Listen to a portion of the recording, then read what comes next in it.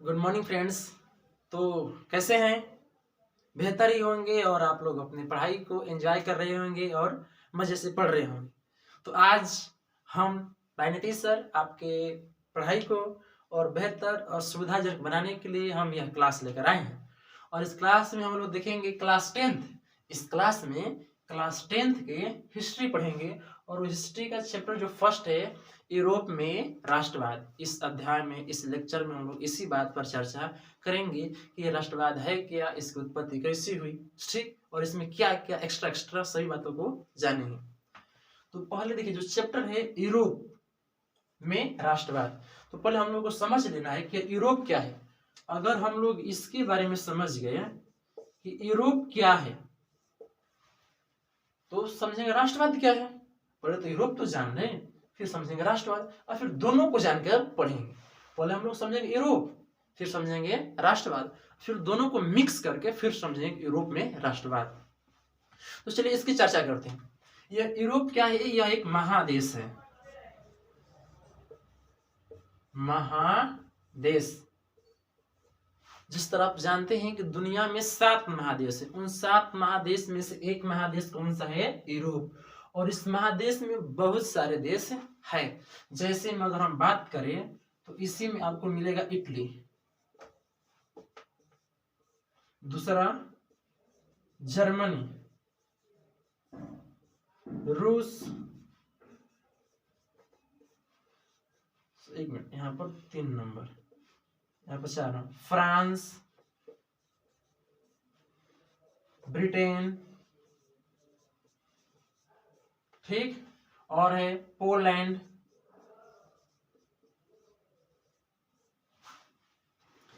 Austria. इन सभी जो देश है लगभग ये तो मुख्य कुछ देशों के नाम लिखे हैं।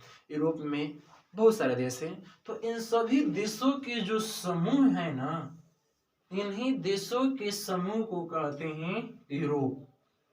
और इस यूरोप में हम लोग राष्ट्रवाद को देखेंगे कि मतलब इन सभी देशों में राष्ट्रवाद कैसे हुआ। तो अभी हम लोग देखें यूरोप क्या है। तो यूरोप एक महादेश है जिनमें कौन से इटली, जर्मनी, रूस, फ्रांस, ब्रिटेन, पोलैंड, ऑस्ट्रिया इत्यादि सभी देश शामिल है। और इसमें हम लोग इन सभी के बारे में देखेंगे, ठीक। देखिए पहला हो गया यूरोप, समझ गए। दूसरा समझते हैं कि आखिर ये राष्ट्रवाद क्या है। हम लोग को दूसरा समझ लेना है राष्ट्रवाद। तो राष्ट्रवाद बाबू यह तो न तो कोई वस्तु, ये किसी भी पदार्थ का, ये किसी भी कोई पदार्थ नहीं है। जैसे अगर ये कह रहे हैं क्या है, मार्कर, ये मार्कर हमको दिख रहा है, ये एक पदार्थ है। हम एक इंसान है, दिख रहे हैं, पदार्थ दिखते हैं, ठीक है। परंतु राष्ट्रवाद पदार्थ नहीं है, तो इसीलिए हम लोग इसको देख नहीं पा सकते, इसको केवल अनुभव करेंगे, महसूस करेंगे। तो यह है क्या? राष्ट्रवाद एक भावना है। क्या है? भावना। भावना समझते हैं ना, जिसको आप प्रकट करते हैं, जाहिर करते हैं। तो उसी प्रकार राष्ट्रवाद भी एक प्रकार की भावना है। और ये कैसी भावना है वो हम लोग समझेंगे। पहले हम लोग समझते हैं कि भावना मतलब, जैसे अगर हम लोग कहें कि हम अपने बारे में कहें कि हम अपने माता पिता से बहुत प्रेम करते हैं, तो हम अपने माता पिता से बहुत प्रेम करते हैं, इसको कैसे दिखाएंगे, कैसे जाहिर करेंगे कि हम अपने माता पिता से बहुत प्रेम करते हैं। जितने सारे लैला मजनू होते हैं कहते हैं कि तुम तो हमारे दिल में रहती हो, दिल में।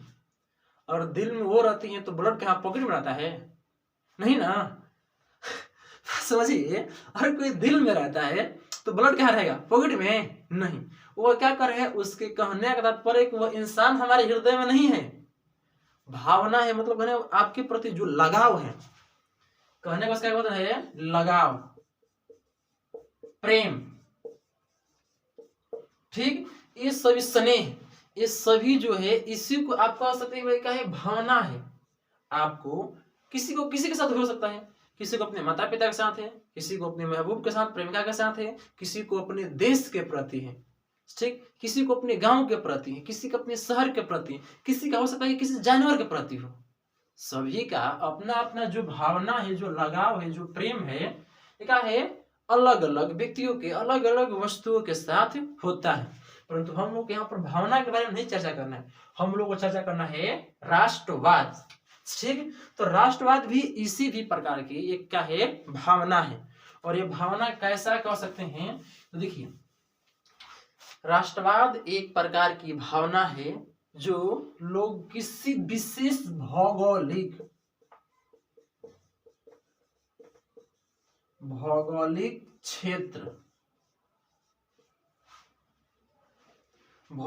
क्षेत्र का कहने का तात्पर्य है स्थान से, किससे, स्थान से, जगह से, किसी गांव से, शहर से, राज्य से अथवा देश से वो निश्चित होना चाहिए कि मान लीजिए अगर हम कहें इतना, तो ये निश्चित क्षेत्र हो गया। तो क्या कह सकते हैं, निश्चित भौगोलिक क्षेत्र, यहां पर लिख देते हैं किसी निश्चित भौगोलिक क्षेत्र। अब ये जो क्षेत्र है, इस गांव, ये जो क्षेत्र, इस क्षेत्र में रहने वाले लोग, कौन, लोग के बीच क्या है, एकता रखता है, एकता बनाए रखता है कि हम क्या है, एक है। यही राष्ट्रवाद होगा। एक क्या है, भौगोलिक क्षेत्र, सांस्कृतिक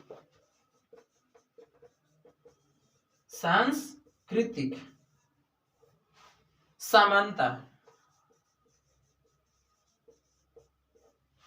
सामाजिक समानता,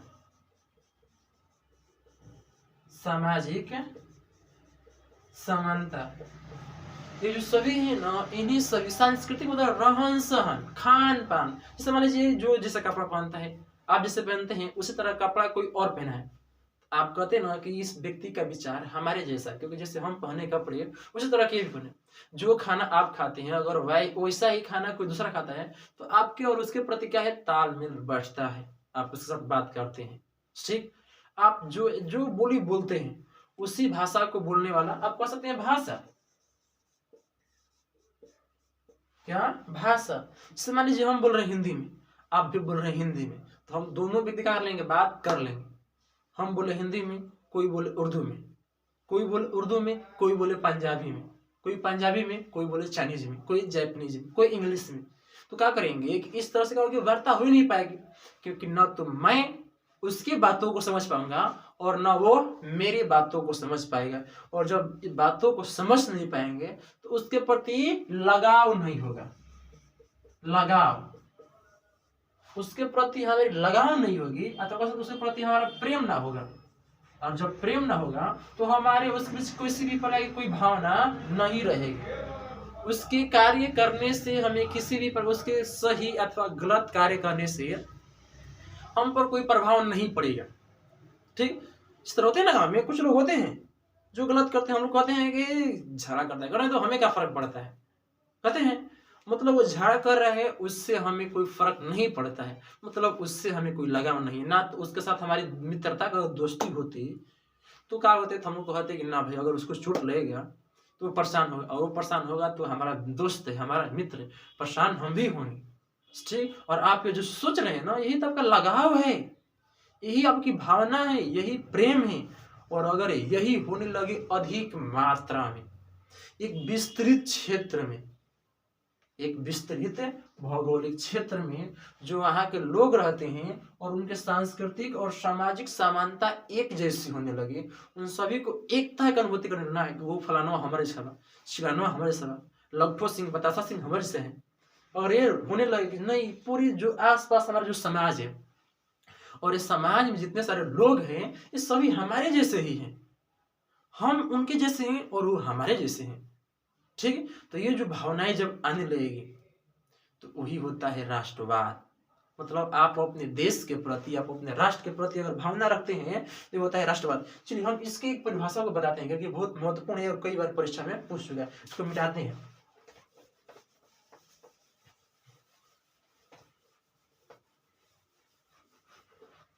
ठीक, राष्ट्रवाद इसको हम लोग लिख देते हैं, ठीक, और तब हम लोग इसको करेंगे। इसमें क्या होगा, राष्ट्रवाद लिखिए, आप भी हो सके तो लिख सकते हैं। राष्ट्रवाद एक ऐसी भावना है, भावना है जो किसी विशेष भौगोलिक क्षेत्र, जो किसी विशेष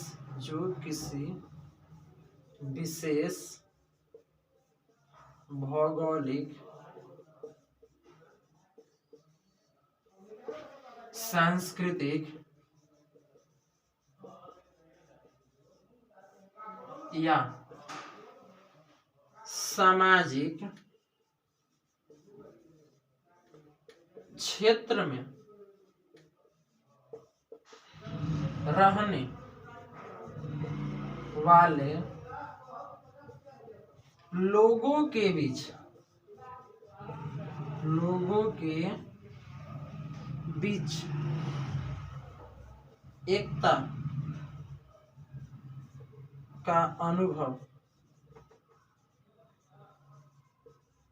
एकता का अनुभव कराता है। उस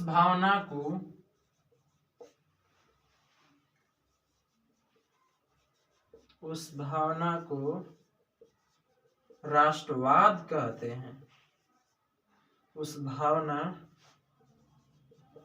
को राष्ट्रवाद कहते हैं। राष्ट्रवाद एक ऐसी भावना है जो किसी विशेष भौगोलिक, सांस्कृतिक या सामाजिक क्षेत्र में रहने वाले लोगों के बीच एकता का अनुभव कराता है। उस भावना को उस भावना को राष्ट्रवाद कहते हैं। मतलब भावना कई प्रकार के होंगे, ठीक, ये तो आप समझिए। एक दोस्ती की भावना, मित्र की भावना, और भाई बहन की भावना, ठीक, माता पिता के, और उसी प्रकार की एक भावना होगी जो क्या करेगी, एकता।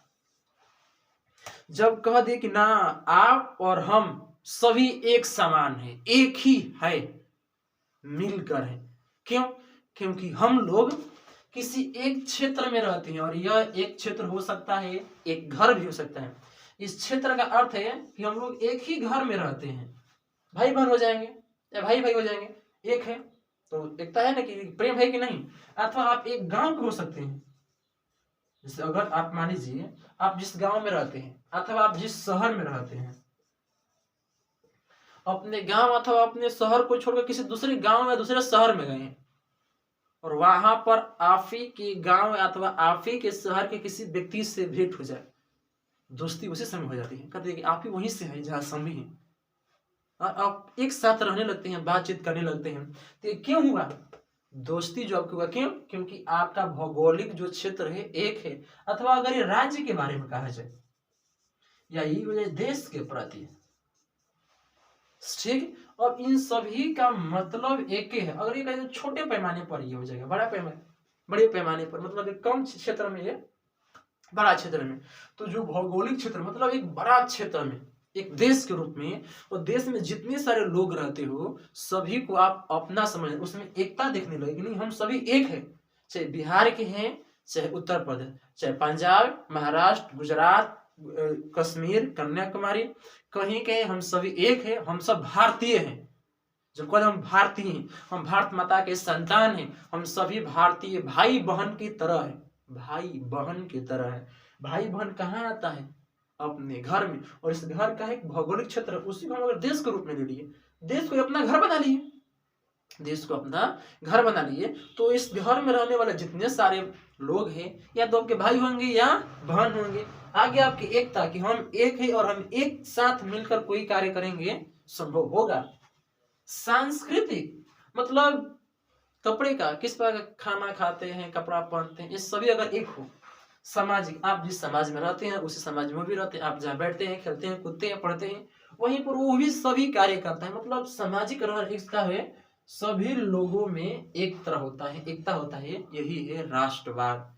और इस राष्ट्रवाद, ठीक, परंतु ये जो राष्ट्रवाद हम लोग आज देखते हैं, आज इसको अनुभव करते हैं, महसूस करते हैं, क्योंकि हम लोग इसको तो देख नहीं सकते हैं।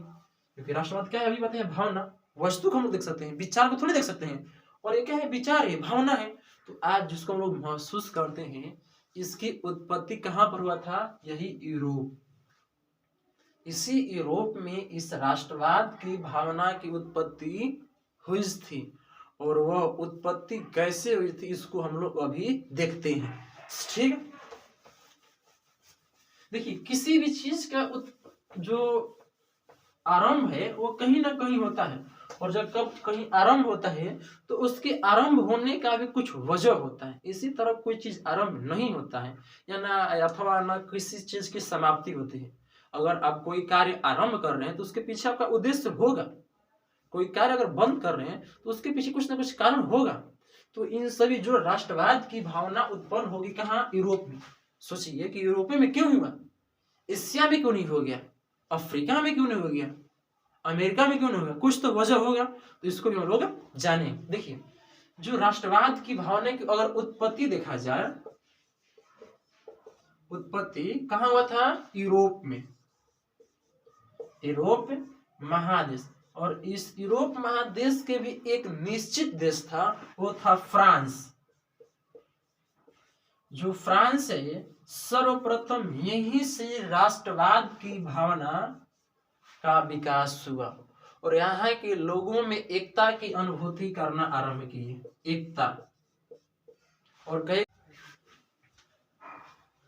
हाँ, तो देखिए बता रहे थे कि फ्रांस में सबसे पहले एकता की अनुभूति करना अनुभव किए थे। आखिर ये फ्रांस ही में क्यों ऐसा हुआ? कुछ वजह होगा, तो उस वजह को भी हम लोग अभी देखते हैं और जानते हैं। ठीक, देखिए आज जो फ्रांस है, फ्रांस में एक क्रांति घटित हुई थी।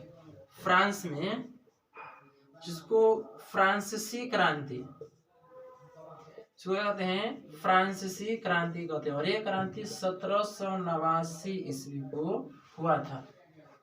तो हम लोग देखते हैं कि यह इस क्रांति ने क्या किया कि यूरोप में राष्ट्रवाद की भावना को बहुत फैला दिया।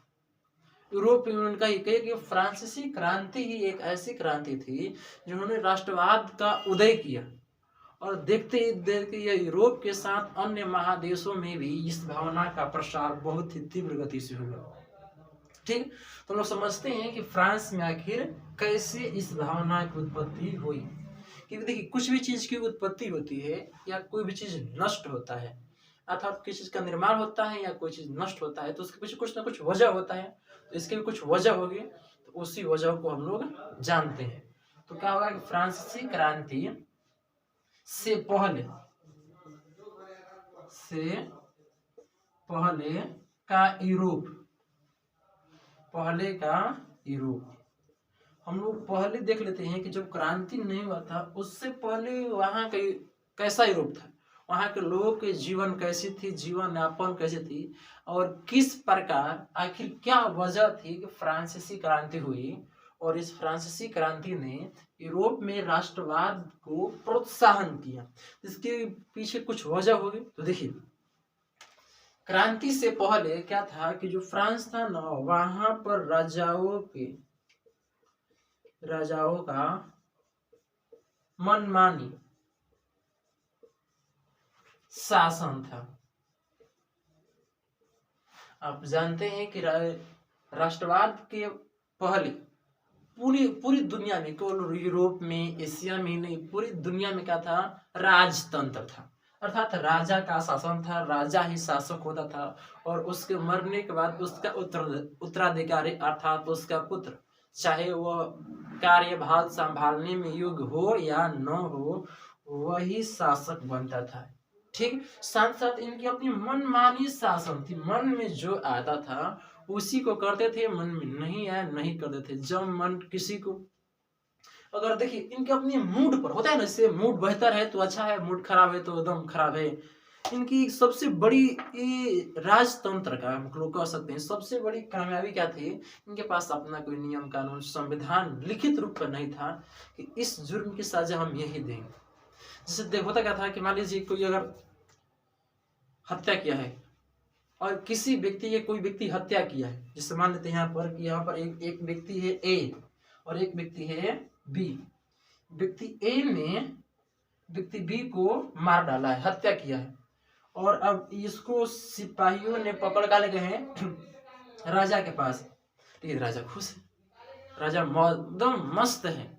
तब खुशी में कहता है कि चलो हम खुश है, अपने खुशी के माहौल को इस एक व्यक्ति के कारण दुखी क्यों बनाया जाए, छोड़ दो उसको, माफ कर दो, हम माफ करते हैं इसको, और इसको माफ कर देता, इसको माफ कर देता था और छोड़ देता था, तो वे भी चल जाता था। यह थी। या उल्टा क्या था कि मान लीजिए कोई व्यक्ति है, कोई व्यक्ति क है, दूसरा क्या है, ख है। और व्यक्ति क को बहुत जोरों से भूख लगी थी, बेचारा गरीब था, उसको अपना भूख सहा नहीं गया, तो व्यक्ति ख के रोटी को छीन कर खा दिया। और ये अपने ये कहा, इसको क को सिपाहियों ने पकड़ ले कहा राजा के पास। और सोचिए अगर उस समय राजा का मूड खराब हो, मन खराब हो, बेचैन हो, ठीक है, हो सकता है राजा कहाँ है, जनता के सामने, लेकिन घर पर तो क्या होंगे, समझता है ना। हाँ, तो देखो, और मान लीजिए कि घर के किसी प्रॉब्लम के कारण, महारानी के प्रॉब्लम के कारण, और वो टेंशन में है, और टेंशन में पहुंच गया ये बेचारा, तो अब इसको क्या किया था, केवल रोटी छीन के खाया था। इसको रोटी क्या किया है, चढ़ा दो, फांसी पर चढ़ा दो, उसको चढ़ाओ फांसी पर। अब समझो, मतलब उसका यहाँ पर क्या बात है कि अगर राजा का मूड बेहतर है तो अन्याय को भी माफ कर देता है, और अगर मूड खराब नहीं है तो निर्दोष को भी मृत्युदंड। ये कहाँ का न्याय है। और यही था उनकी मनमानी शासन, जिस कारण फ्रांस की जनता त्रस्त हो गई थी, परेशान हो गई थी अपने शासक से, ठीक है। वहां पर इस तरह का शासक हुई जो कहते थे कि मैं ही राज्य हूं, मैं राज्य हूं, पूरा राज्य मैं हूं, और मेरा वचन ही मेरा शासन है। जो आप सुने ना बाहुबली में, वो उसका 2 कॉपी है, ठीक है, तो 2 कॉपी की है। लेकिन ऐसा क्या था, ये फ्रांस की क्रांति में थी, वहां का फ्रांस का शासक था, वह इस बात को बार बार कहता था, ठीक, क्योंकि वो निरंकुश वैसे शासकों को कहते हैं जिस पर कोई अंकुश नहीं लगा सकता है, मतलब जिसका रोक टोक नहीं कर सकते हैं। आप यह नहीं कर सकते तुम यह काम करो, ये काम मत करो, क्या उसको बताने वाला कोई नहीं है। वो अपने स्वयं को सबसे बड़ा मानता है, सर्वोपरि मानता हो। जैसे देखते हैं गांव में रोड पर लफोन के क्या करता है, जब रहता है बाहर ना, चलता है कि सबसे अधिक है मैं, ठीक, तो वही हाल है। हम ही मान लीजिए इस राजा को लोफला थोड़ी बना रहे हैं, कहने का मतलब कि वो उस तरह का व्यवहार ही करता था। हाँ, मैं ही राजा हूं, मैं जो कहूंगा वही होगा, मनमानी था। और इस तरह से वहां की जनता क्या थी, परेशान थी। पहला कारण था। दूसरा कारण था जो उच्च जाति थे, जो उच्च वर्ग के लोग थे, उच्च वर्ग के लोगों को जो राजा या शासक थे ना, विशेषाधिकार दिए थे, विशेषाधिकार, मतलब उनको विशेष अधिकार पहले ही से जन्म से ही प्राप्त था, क्योंकि वो भी तो देता था कि हम भी तो जन्मे से हैं, हम कौन का अपनी योग्यता को सिद्ध करके राजा बने, नहीं ना था कि कैसी भी तरह के हैं बाबू के यहाँ पर, बाबू बना राजा तो क्या फॉर्मेट है, राजा राम जन्म ले हम राजा हो गए, चाहे हमके चपरासी या एक सिपाही की भी औकात क्यों ना हो, ठीक है। तो जाना था कि ये जन्म सबसे बड़ी चीज है। और जिस कारण वहां के जो राजा थे, वहां के कुछ उच्च वर्ग के जो लोग थे, जैसे हम कह सकते हैं पादरी, पादरी वहां के धर्म गुरु होते थे, और ये लोग पादरी को विशेषाधिकार देते थे, सामंत को विशेषाधिकार, और वहां के गरीब जनता पर अत्याचार करते थे, शोषण करते थे, इनको विशेषाधिकार देते थे। जबकि वहां की जो गरीब जनता थी, जो गरीब जनता थी, उनके अधिकारों को छीनते थे,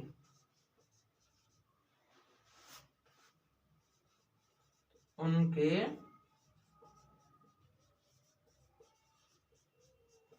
अधिकारों को छीन लेते थे, उनके अधिकारों को, उनके वस्तुओं को जबरदस्ती हड़प लेते थे, उनका शोषण करते थे, ठीक। समझिए, एक साथ हुई खुद मनमानी शासन, जब किसी को फांसी, जब मन जो सजा देते, कुछ लोगों को उच्च पदों पर कुछ विशेषाधिकार, कुछ लोगों को जो मौलिक अधिकार होना चाहिए वो भी छीन लेते थे, उनका शोषण करते थे। ठीक, वहां के लोगों को स्वतंत्रता नहीं थी। स्वतंत्रता मतलब आप अपने मन की बातों को, भावनाओं को भी व्यक्त करने की अधिकार, आजादी वहां के लोगों के पास नहीं थी। और जिस कारण हुआ क्या कि वहां के लोग एकदम त्रस्त थे अपनी जनता से, उनमें असमानता भी थी, वहां के लोगों में एकता नहीं थी। एक ही राज्य दूसरे राज्य, एक ही राज्य के लोग दूसरे राज्य के लोगों से कुछ संबंध ही नहीं था, मतलब बंधुत्व, भाई की भावना भी नहीं थी। इस सारी अत्याचार, वहां के मन मानी, जब मन तब किसी को फांसी चढ़ा दिया, किसी को जब मन तब विशेषाधिकार दे दिया वर्गों को, उच्च वर्गों को, जो उच्च वर्ग के थे उन्हीं को सब उच्च उच्च पदों पर, जो नीचे जाति के लोग थे उनको, गरीब होते उनके अधिकारों को शोषण, उनके जमीनों को शोषण, इन पर अधिक मात्रा में टैक्स लगाते थे, कर लगाते, उनसे शोषण करते थे, इनका शोषण करते थे बाबू। और जिस कारण हुआ क्या कि ये जो गरीब जनता थी त्रस्त हो गई, इनको बोलने के अधिकार को भी वंचित कर दिया, मतलब इनको स्वतंत्रता तक नहीं दी गई। ये भी नहीं पूछ सकते थे कि महाराज सम्राट आप आखिर क्यों, किस आधार पर हमारी स्वतंत्रता को छीने हैं, किस अधिकार पर आप हमको। और वो जो व्यक्ति था अभी जिसको कहानी सुनाए हैं, रोटी छीने खाया था, और उसका ये भी हिम्मत नहीं होता कि वो ये पूछ सके कि आप हमको रोटी छीनने के जुर्म में आप हमको मौत की सजा, ये इस तो दुनिया में आज तक किसी को नहीं दी जाती, आप क्यों दे रहे हैं हमको? आखिर हम भी तो आप ही के देश के नागरिक हैं, और हम आपके देश के, आपके राज्य के नागरिक हैं, तो ये आपका अधिकार बनता है कि आपके देश की जनता को देखे को भूख मरी ना मरे।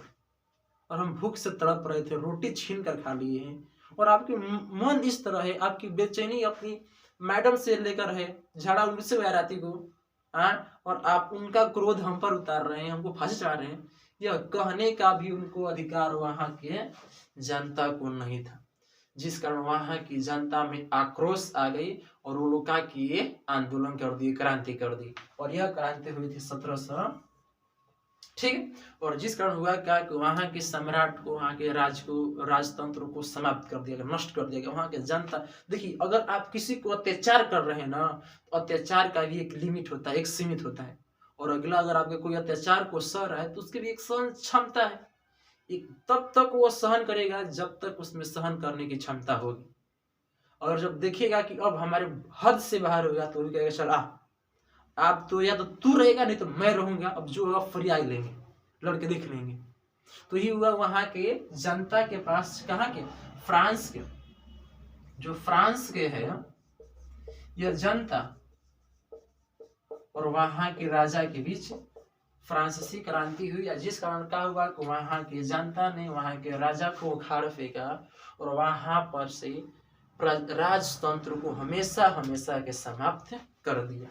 अब देखिए यहाँ पर हुआ क्या कि जब ये राजतंत्र को समाप्त कर दिए तो वहां पर आ गया लोकतंत्र, परंतु इनकी ये खुशी भी काफी लंबे समय तक नहीं बने रही। राजा को समाप्त कर दिए, आ गया लोकतंत्र, वहां के लोग स्वतंत्र हो गए, ठीक, उनमें समानता आ गया, बंधुत्व आ गया, ठीक है, ये सभी बातें तो आ गई, देश के प्रति कुछ लगाव भी आ गया, मतलब वे लोग स्वतंत्र हो गए। लोकतंत्र मतलब जनता की सरकार, सोचिए हम लोग अपनी सरकार बनाए। स्वतंत्रता वहां के लोगों का था कि अपने बोलने की, करने की, घूमने की, हर चीज की उनको आजादी तो मिल गई थी, क्यों, क्योंकि राजा भारत दिए थे। उसका हुआ क्या, समानता, समानता भी वहां पर होता है कि वहां पर अब प्रत्येक व्यक्ति कहे कि अब कोई उच्च वर्ग का ना होगा, कोई उच्च वर्ग, और ना ही कोई निम्न वर्ग। वो कहे कि अब तो फ्रांस में ना कोई उच्च वर्ग है और ना कोई निम्न वर्ग, मतलब प्रत्येक लोग, प्रत्येक जनता एक समान है, प्रत्येक का एक समान अधिकार है, ठीक। जीवन जीने का अधिकार, जो मौलिक अधिकार होता है, वहां के प्रत्येक व्यक्ति को वहां की जनता ने, वहां के जो लोकतंत्र का सरकार बना वह दिया गया था। अब यह जो अधिकार दिया गया तो यहाँ से हुआ यह कि यह बात हुई थी फ्रांस में, ये सभी के सभी जो अधिकार मिले कहाँ मिले? फ्रांस में। अब देखिए होता क्या है, जब फ्रांस में मिला तो फ्रांस में कुछ अलग हो गया, और वो ये हो गया कि यहाँ पर विकास हो गया। किसमें? कृषि में। क्योंकि जब जनता को टैक्स कम देना पड़ा, क्योंकि जो शासक था उनका शोषण करा था, लेकिन अब किसानों को शोषण करने वाला, उनके जमीनों के ऊपर कब्जा करने वाला, उनसे अधिक मात्रा में अनाज को लूटने वाला राजा नहीं रहा। किसान का उत्थान हो गया, उनका विकास हो गया। साथ साथ उद्योग यानी कंपनियों की भी स्थापना होने लगी। ठीक, जिस कारण हुआ क्या कि यहाँ पर पूंजीपति का प्रभाव, मतलब वहां पर लोग अमीर होने लगे, पूंजी एकत्र करने लगे। शिक्षा में क्या हुआ? विस्तार हुआ। इस तरह से क्या हुआ कि अनेक क्षेत्र में, और जैसे कह सकते हैं कि कला के क्षेत्र में विस्तार हुआ, साहित्य के क्षेत्र में विस्तार हुआ। ये सभी के सभी विस्तार कहाँ हो रहे थे? फ्रांस में।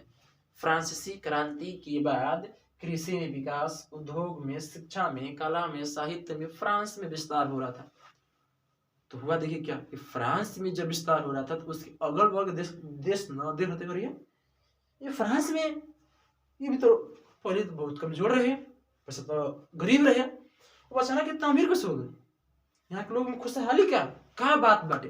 मान लीजिए आपके घर है, आपके घर एकदम आपके जो पड़ोसी है आपके जैसे घर है उसी तरह वो भी है, लेकिन पता चला है कि 2 साल में देखिए कि लो तो 5 तला घर बना लस, तो मोटरसाइकिल भी आ गई, पता चला कि 1 महीने के बाद का स्कॉर्पियो ले लस। तब सोचते हैं ना कि ये तो हमारे लेखा रहे, ये करा भी इतना पैसा कहाँ से आ गई? जरूर कोनो गलत काम करत होगी अथवा कोनो बढ़िया काम करत होगी जो अपना पैसा होगी। तब सोचते हैं कि पूछते हैं मुझसे, अरे भाई बता ना, पता कहाँ इतना पैसा रे, हमको बता ना। तू कहता कि देख हम न का करी ना कि कैले हनी, तो पढ़ले हनी, चाहे व्यापार कैले हनी, वैसे कैले हनी, हमें खातना पैसा मिलल हटे। वो आपको तो बताता है, तो कहता है कि हाँ ये बढ़िया कैले है, व्यापार कैले बा ना, खेती कैले हटे, ढेर पैसा, ढेर धान बेचले हटे, ढेर पैसा मिल हटे, तब विकास होबे करी। तो सोचते हैं कि अब हम भी करेंगे, सोचते हैं अब हम भी पैसा कमाएंगे, हम भी अपना घर बनाएंगे, स्कॉर्पियो लेंगे, जो करना हम भी करेंगे। यही हुआ कहाँ हुआ? फ्रांस के साथ भी। जब फ्रांस में सभी विकास हो रहा था तो इसके आसपास के जो अन्य यूरोप के देश थे, ऑस्ट्रिया, इटली, पोलैंड, ठीक, जर्मनी, ये सभी टुक टुक देख रहे थे, अरे भाई ये तो फ्रांस में विस्तार होता है, विकास होता है, ये कैसे? ये कहाँ में देखिए कि यहाँ की जो जनता हुई का ये जग चुकी है, जागरूक हो गई है, और ये अपने अधिकारों को पहले मांगी, और जब मांगने से नहीं मिला तो उसको छीन ली। इसलिए कहते हैं कि जरूरत पड़ने पर आप अगर अपने अधिकारों को छीन रहे हैं वो गलत नहीं है, आप अपने अधिकारों के लिए लड़ सकते हैं, परंतु ये नहीं कि आप अपने अधिकार को लड़ने के चक्कर में किसी दूसरे के अधिकार को मारिए, खत्म कीजिए, ये आपका अधिकार नहीं है।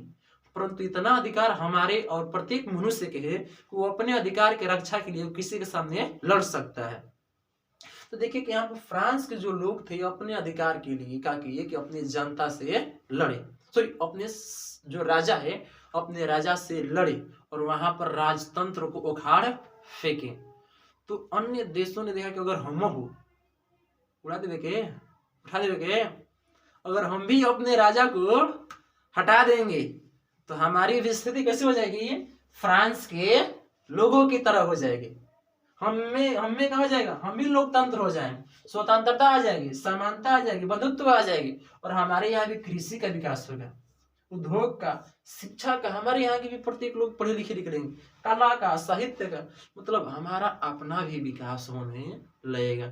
और इस तरह की एक फ्रांसीसी के उठाए गए कदमों की, फ्रांसीसी क्रांति की कारण क्या हुआ कि गीते गीते यूरोप के बहुत सारे देशों में ऐसी क्रांति होने लगी, और यह क्रांति का लहर बहुत तीव्र गति से पूरे विश्व में फैला, और पूरे विश्व में होने का लगा कि जितने सारे राजतंत्र थे, राजतंत्र को उखाड़ कर लोगों ने फेंक कर लोकतंत्र की स्थापना करने लगे।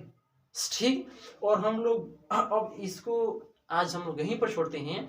अगले क्लास में हम देखेंगे कि आखिर कैसे, फिर से, आखिर किन कारणों से जो फ्रांस है फ्रांस पर एक बार दोबारा पुनः राजतंत्र स्थापित हो गया। आप सोचिए कि जो देश पूर्ण रूप से स्वतंत्र हो गया था उस पर फिर से किसी ने क्या किया, किसी उस देश का राजा बन गया। फिर से जो गुलामी से मुक्त हुआ था जो फ्रांस, इसको फिर किसी ने गुलाम बना लिया और वो था नेपोलियन बोनापार्ट। नेपोलियन बोनापार्ट ने कैसे किया, उसका क्या योगदान रहा, इन सभी को हम लोग जानेंगे, परंतु अगले क्लासों में जानेंगे, आज नहीं। अगर आपको हमारी वीडियो अच्छे लगे हो तो प्लीज आप इसको लाइक शेयर एंड सब्सक्राइब कर दीजिएगा। धन्यवाद। जय हिंद।